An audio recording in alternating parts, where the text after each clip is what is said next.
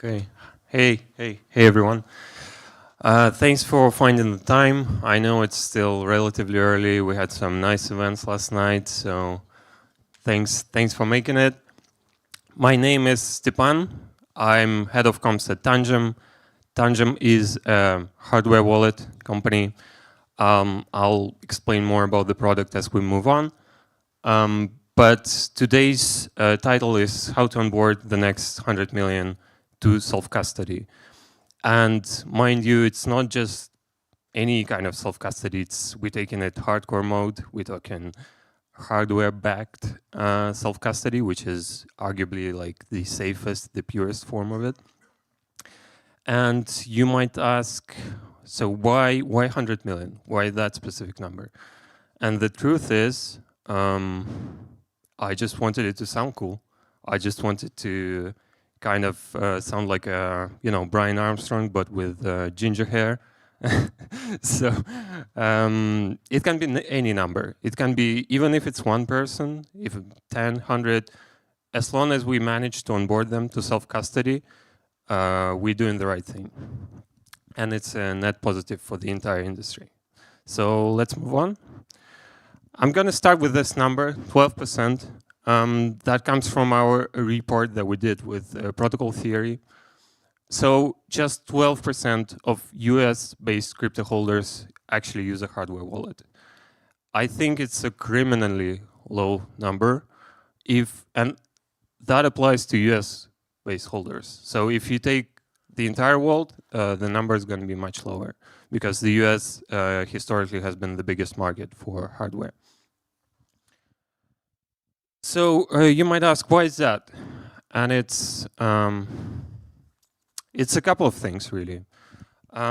Before we proceed, if you can raise your hand, how many of you know Tangem, own Tangem? Okay, we have a couple of people. What about hardware wallets in general? Okay. So not everyone, and mind you, you guys are creme de la creme of crypto, if you excuse my literal French. So our goal is to fix it, right? And the thing is, we have to move on from the classic narrative of security. We have to think broader, because people, there's a big realization. People, they don't necessarily want security, they want to feel secure, and those are different things.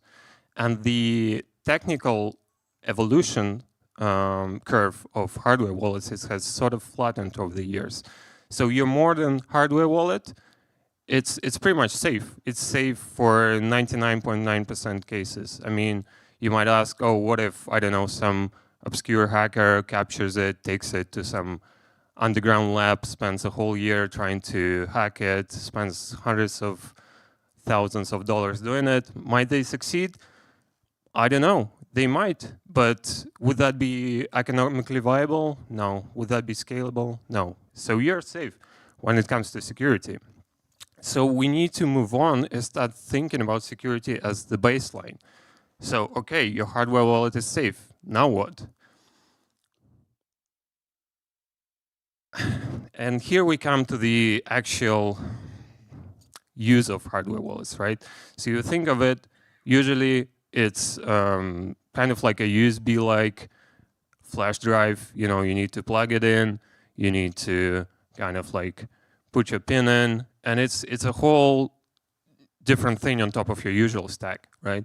So at Tangem, we tried to fix it.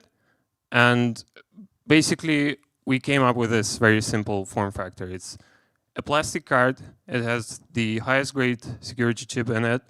And it's connected through NFC. So you just tap it against your phone, you open the app, you verify. It's super simple, and it aligns with your usual kind of daily stack much better because you don't need an extra screen, right, for that.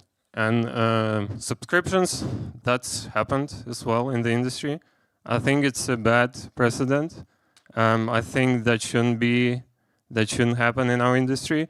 So we're making sure that we are safe from that. So speaking about security, I mean, of course, the specs, they matter. As I mentioned, we have the highest great chip. NFC I mentioned. The firmware is cannot be updated. That's very important because the subscription that I mentioned that our competitor did, actually the way it worked is overnight the firmware was updated and then bam, all of a sudden it turns out that they can actually extract the private keys and like technical possibilities there. Of course, they would need your consent and everything, but the idea of it, like it's actually possible, right? Can't happen with Tangem. And it's also dust and water resistant, so it's pretty much you just slide it into your RL wallet, card holder, whatever, and you just go. So what's the main threat, you might ask? Okay, let's say it's not hackers. So what is it? It's actually users. On the left pictured is myself back in 2018 when I first discovered self-custody, and it's a powerful tool, right? And any powerful tool comes with responsibility. Was I quite ready for that responsibility? Kinda, I guess. Would I be prompted to insert the seed phrase if I was kindly asked to? Probably. So if you think about it, that's the first thing that you encounter when we're talking like self-custody, right? Back in 2018, it was kind of okay, I guess. I mean, the industry was much less mainstream. I was asked to write down 24 words. I was like, sure, why not? Okay, let me grab a piece of paper, I'll do it. But if we're talking mainstream these days, you know, crypto is pretty much everywhere. I know it's a bear market, but still, if you look at everything that's happening and the level it's happening at, right? We need to do better, which is why we came up with a seedless setup, which basically means that you might think, oh, seedless setup, oh, I know what it is, like email login or something. No, it's actually arguably as safe as it gets. So basically at Tangem, when you onboard, you generate your private keys directly on the secure element. So you don't know the seed phrase, no one does, and you can't really give up something you don't actually know. And if you're worried about losing your card, it comes in sets of 2 and 3 cards, so there's always like an identical wallet that you can use if you happen to lose the main one.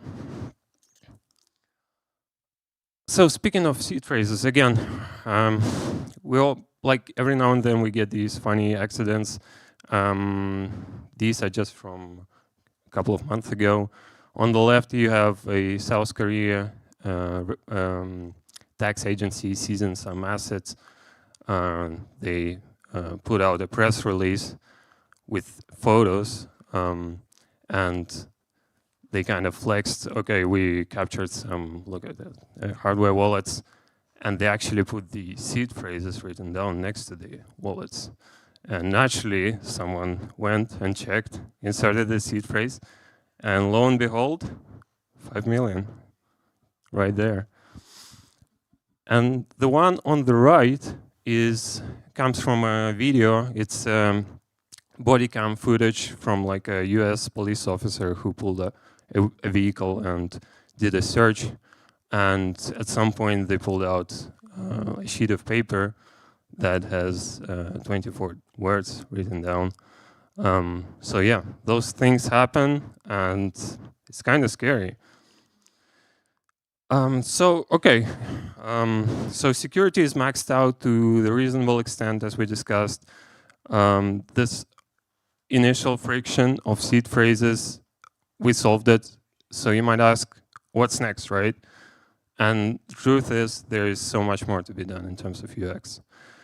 We are taking a hardware wallet from a niche product that you only happen to use every now and then for your main kind of stack, and we turn it into a daily financial tool pretty much. So we call it store, grow, spend model. I've already covered the store part, even though we have some very exciting hardware-related announcements coming this year, so stay tuned. So moving on to grow, you have in the app, you have several services that you seamlessly access through providers. So you can earn yield on your stable coins very safely through our integration with Aave. Shout out Aave. You have staking, you have swaps, lots of swaps, you have on-ramps, off-ramps. And what's also cool, if you move on to the spend column of this model, you can actually stay on chain, right? So you generate a virtual Visa card for free. It's a self-custodial one, so you're not giving up your custody, and you can just spend your crypto. You can pay for subscriptions, not the ones that I mentioned, but I don't know, Netflix. And you can buy coffee, you can do whatever, you can book flights, and it's all within the Tangem app. So my point is we move in, this is AI generated, as you can see. The prompt was, give me like a primitively simple infographic, and it just did this Stone Age thing. I thought it was funny. I think the guy on the right is very much relatable. And the idea is that we move in from the era of cold storage, as we know it, into this new era of active self-custody. So cold storage is pretty, it moves in cycles. So you see scary news about centralized exchange getting hacked. Some of you might remember Mountain Gox. Some of you might remember a more recent example. A lot of you actually FTX, of course. And most recently, I would say Bybit. So you see those scary news, you think, oh, okay, shit, my crypto's not safe. I need to own my keys, all right? So you go and buy a hardware wallet, you store your crypto, you put it in your drawer, probably the same drawer where you keep your seed phrase written down, and you just check every now and then, probably to get disappointed if we're talking this market. And active self-custody is a simpler model where you get your device, you move on to this, you onboard onto this store, grow, spend model that I just described, and the result is you actually use your hardware wallet every day, and it's frictionless, it's seamless. So you might say, oh, okay, so my seed phrase is fine, like I know how to use it. You just, I don't know, created a narrative in your head, and whatever, seed phrases are fine, hardware wallets are fine. There's proof that it's actually an existing product market fit. So our annual revenue doubled to 60 million. A huge chunk of it actually came from fees for in-app services, so it's not just hardware wallet sales. And importantly, monthly active users grew by 50%. And yeah, that's a screenshot of the story that the blog did on us a couple of weeks ago. So here's your living proof that the model is there, it actually works, and there's big demand for it. But job's not finished. There's some data that I wanted to feature there. I scraped it last minute because I was like, oh shit, I don't want to spoil too much of the report that I teased in the beginning, the one we did with protocol theory. But it was a data point that again proved this whole narrative. And there's a lot more in store. We have prepared a Tangem. There is so much work to be done, and yeah, let's just crack on. And oops, where's my last slide? Thank you. Let's just stop gatekeeping self-custody. Let's stop gatekeeping hardware wallets and make them into like actually usable tools that you use every day along with your smartphone. It's like a natural extension. So thank you so much.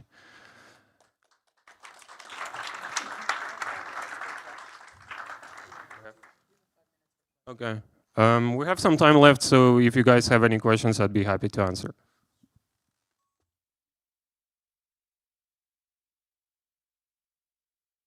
Okay, no questions. Perfect. Thank you, everyone. Thank you for coming. Thank you.